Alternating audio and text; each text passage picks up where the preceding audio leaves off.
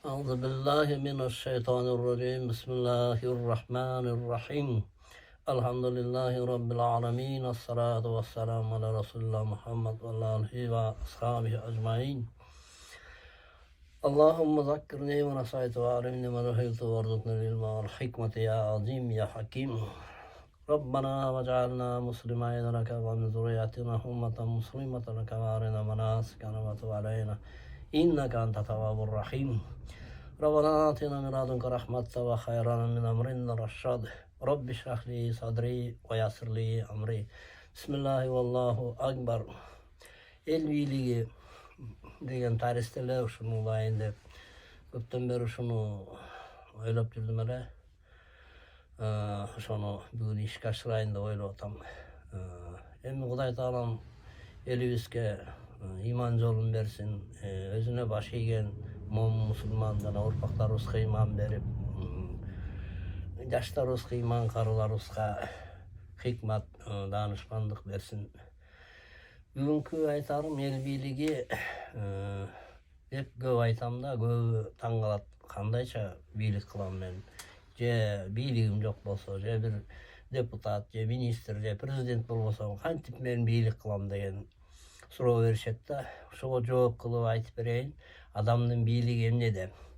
Адамдын бийлиги бул Аллах Таала менен мамилеси кандай ошол жерде болот.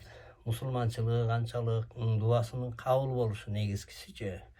Ошон үчүн мына көбүнөн сурайм да, келмени билесиңби? Келменин маанисин билесиңби? Ооба билем деп айтат. Бирок 9 кишинин 7-өө келмени туура эмес айтат. Ушуну көптөн бери ойлоп жүрдүм эле. Ушу аалымдар жанагы чыгып интервью берип аткандар, же телевизорго чыгып аткандар көбүнчөсү ушу келме жөнүндө көп айтпайт экен. Бир жолу эле ушу Максат Ажыдан уктум, ушу келме жөнүндө туура айткыла деп үндөштүрүп айткан. Калганын телевизордон деле, интернеттен деле көрө элекмин да, ошон үчүн ушуну көптөн бери ойлоп аттым эле. Ошону бүгүн иншалла Кудайым буйрса аракет кылып, могу элге туура жеткиргенге аракет кылайын. Кудай соогун берсин. Аузу биллахи минаш шайтанир бисмиллахир рахманир рахим. Рахматика я архамар рахимин. Могу келме жөнүндө айтайын дедим эле. Бир мына туура айтуусун жазып койдум. Анан туура эмес айтуусун. Анан туура эмес айтылган жери, көбү жаңылган жерин ушул жерден белгилеп, мен үндөштүрүп айтып берейин. Ошондо мына биз айтып атабыз. Ла илаха иллаллах. Мухаммад Расулдан жаңылбайт да, өстөр эле адамдардын баары эле жаңылбайт айтканда. Мына жаңылган жери, мына илаха деген сөзгө бирди кошуп коет да. Мына болду да. Ошондо туура эмес айтуусу мындай болуп калат. Ла илаха иллаллах. Иллаха деп айтылып калат да, экилүү болуп. Иллаха. Ошондо илахи деген сөз сыйынчу затка мааниси бузулат. Такыр мисалы нан деген сөзгө бир а кошуп койсок, эмне болуп калат? Ан болуп калат. Мааниси бузулат. Же кут деген сөз. Кут деген сөз өзүнө эле Аллахтын рахматы да. А бир у кошулуп калса кут болуп калат. Бул малга тиешелүү. Мааниси кандай өзгөрүлүп атат? Дагы эле ушундай нерсе ушул жерде бар да.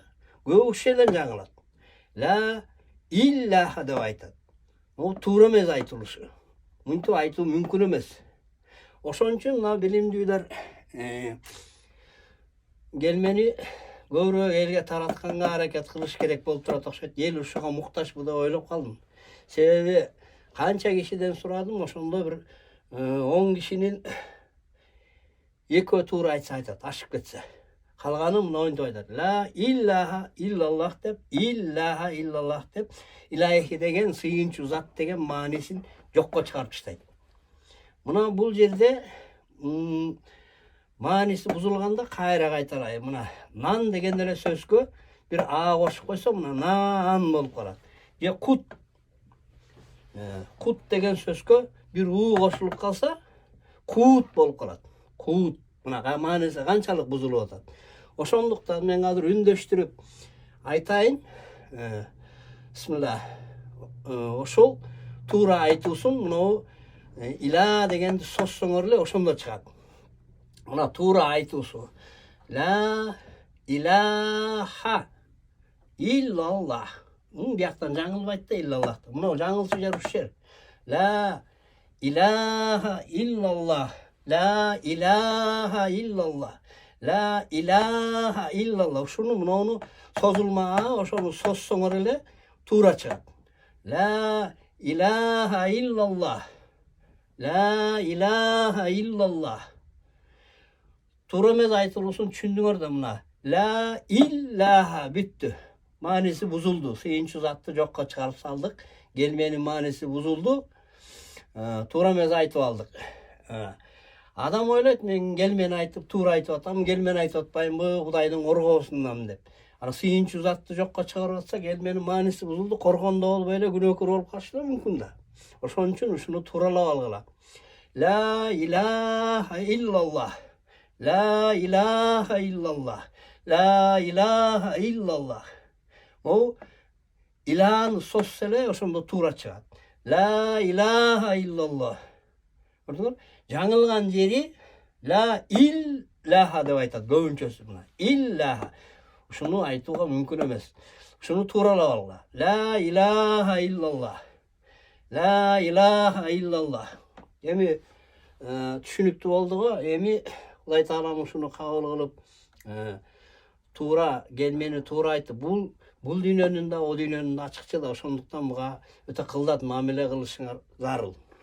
Кудай кабыл кылып, ушу келменин кадырына жеткирсин, элибизге иман берип, пайгамбарыбыз көрсөткөн тарихте жашаган адал жашоо берип,